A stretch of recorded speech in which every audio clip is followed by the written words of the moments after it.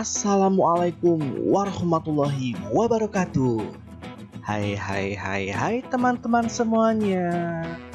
Apa kabar teman-teman hari ini? Semoga kita selalu dalam keadaan yang baik, sehat, dan tentunya bahagia. Berjumpa kembali bersama Budi. Ya, pada kesempatan kali ini, Budi kembali akan menemani teman-teman semua untuk belajar. Hari ini kita akan melanjutkan pembelajaran kita di kelas 5. Tema 8, subtema 2, dan kita memasuki pembelajaran pertama. Sudah siap belum anak-anak untuk belajar? Ya, seperti biasanya sebelum kita memulai pembelajaran, mari kita awali terlebih dahulu dengan berdoa. Tentunya agar diberikan kelancaran selama proses pembelajaran dan kita juga mengharapkan ilmu yang bermanfaat sebagai bekal masa depan kita. Berdoa mulai. Berdoa selesai. Nah, anak-anak, hari ini kita akan mempelajari tentang siklus air tanah. Yuk kita awali terlebih dahulu dengan ada dua buah gambar yang berbeda satu sama lain. Perhatikan gambar di sebelah kiri dengan gambar yang di sebelah kanan. Nah, kalau sudah, jawab pertanyaan berikut bersama-sama ya. Apa komentarmu melihat kedua gambar tersebut? Dua gambar tersebut adalah dua gambar yang berbeda satu sama lain. Berkebalikan ya, satunya hijau, subur, satunya gersang, tandus. Nomor 2, gambar manakah yang lebih indah dilihat? Tentunya gambar yang sebelah kiri ya. Nah, dapatkah lingkungan seperti gambar A? Gambar A itu yang sebelah kiri, B itu yang sebelah kanan. Dapatkah lingkungan seperti gambar A berubah seperti gambar B? Dapat ya tentunya ya. Apa yang menyebabkannya? Kekeringan atau kekurangan air. Soal nomor 4. Dapatkah lingkungan seperti gambar B berubah seperti gambar A? Sekarang kebalikannya, dari yang gersang, bisakah berubah menjadi hijau royo-royo? Tentunya bisa. Bagaimanakah caranya? Jika tercukupi kebutuhan airnya. Nah, sebutkan cara-cara yang biasa kamu lakukan dalam menjaga lingkungan rumah dan sekolahmu. Yang paling utama tentunya menjaga kebersihan lingkungan tempat kita tinggal, baik itu di lingkungan rumah ataupun di sekolah. Yuk sekarang kita lanjutkan dengan siklus air tanah. Proses siklus air menyebabkan air bergerak meninggalkan tanah ke udara. Masih ingat ya tentang daur air? Selanjutnya, air turun lagi ke tanah dalam bentuk air hujan. Nah, air yang turun ke tanah ini ada yang masuk ke sungai. Aliran air di sungai ini akan terkumpul kembali ke laut. Selain masuk ke sungai dan mengalir ke laut, ada juga air yang tergenang membentuk danau. Air yang turun ke tanah ada yang masuk dan bergerak ke dalam tanah melalui celah-celah dan pori-pori tanah serta bebatuan. Air yang masuk ke dalam tanah ini kemudian menjadi air cadangan atau sumber air. Nah, perhatikan kondisi hutan sebagai tempat menampungnya banyak cadangan air karena banyak tumbuh-tumbuhan di dalamnya.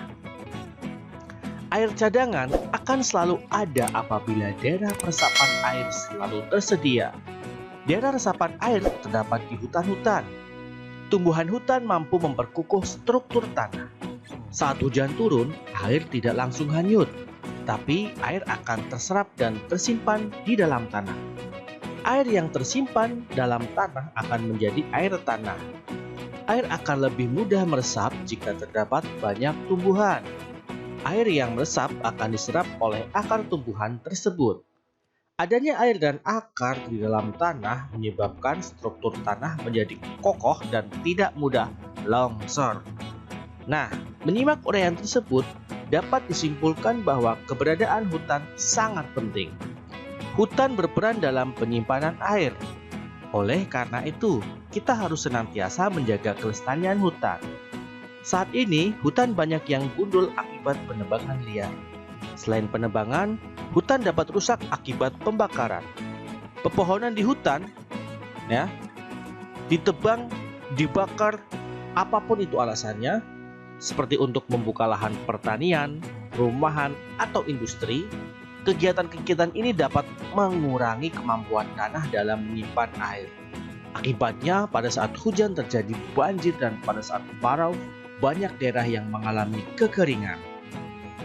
Pembangunan jalan yang menggunakan aspal atau beton dapat menghalangi meresapnya air hujan ke dalam tanah. Akibatnya, pada saat hujan, air tidak dapat meresap ke dalam tanah. Hal ini menyebabkan terjadinya banjir dan air mengendangi jalan-jalan. Nah, apa akibatnya jika daerah resapan air semakin berkurang? Apabila daerah resapan air semakin berkurang, cadangan air di bumi ini semakin menipis. Hal ini dapat mengakibatkan sungai-sungai dan danau menjadi kering. Keringnya sungai dan danau menyebabkan proses penguapan semakin menurun. Menurunnya proses penguapan ini menyebabkan berkurangnya pengendapan titik-titik air di awan.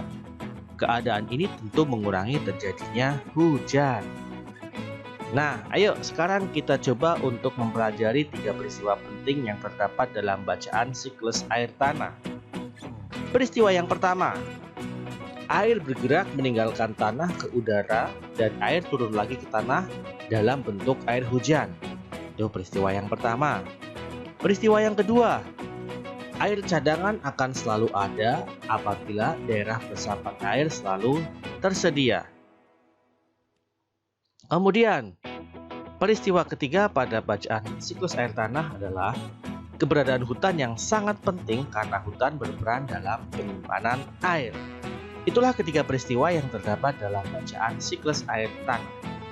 Kita lanjutkan, yuk kita coba jawab pertanyaan. Tulislah proses terjadinya air tanah.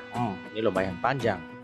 Air yang turun ke tanah ada yang masuk dan bergerak ke dalam tanah melalui celah-celah dan pori-pori tanah serta batuan. Air yang masuk ke dalam tanah ini kemudian menjadi air cadangan atau sumber air. Nah, air cadangan akan selalu ada apabila daerah resapan air selalu tersedia. Daerah resapan air terdapat di hutan-hutan. Tumbuhan hutan mampu memperkokoh struktur tanah. Saat hujan turun, air tidak langsung hanyut, tetapi air akan terserap dan tersimpan di dalam tanah. Air yang tersimpan dalam tanah akan menjadi air tanah. Kita lanjutkan ke soal nomor 2. Tulislah faktor-faktor yang mempengaruhi berkurangnya ketersediaan air tanah. Ada penebangan pohon serta pembakaran hutan, apapun itu alasannya, dan juga pembangunan jalan beraspal serta betonisasi yang jelas akan mempengaruhi berkurangnya ketersediaan air tanah. Coba teman-teman semua keluar ke jalan yang sudah beraspal, yang sudah berbeton. Pasti kalau terkena hujan kan tidak bisa langsung meresap airnya, memerlukan drainase khusus. Nah, kalau semakin banyak betonisasi dan jalan yang beraspal, maka air akan susah sekali untuk menemukan jalannya kembali ke tanah. Tulislah kegiatan yang dapat kita lakukan untuk menjamin ketersediaan air tanah. Menanam pohon, mengolah sampah dengan baik, menjaga kebersihan lingkungan.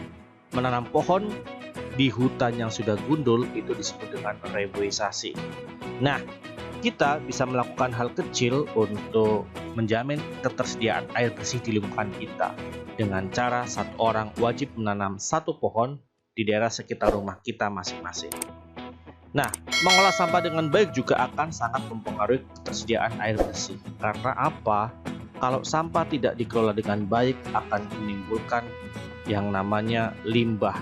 Dan sampah yang dibuang secara sembarangan, terutama di sungai, akan mengakibatkan tercemarnya air sungai dan akan berdampak pada ketersediaan air bersih yang kian berkurang. Dan yang pasti adalah menjaga kebersihan lingkungan, ya. Nah, tidak terasa pembelajaran pada kesempatan kali ini telah selesai, teman-teman. Semoga bermanfaat. Jangan lupa tetap semangat dalam belajar. Ingat, masa depan ada di tangan kalian semuanya. Sekian dari Budi, semoga bermanfaat. Wassalamualaikum warahmatullahi wabarakatuh.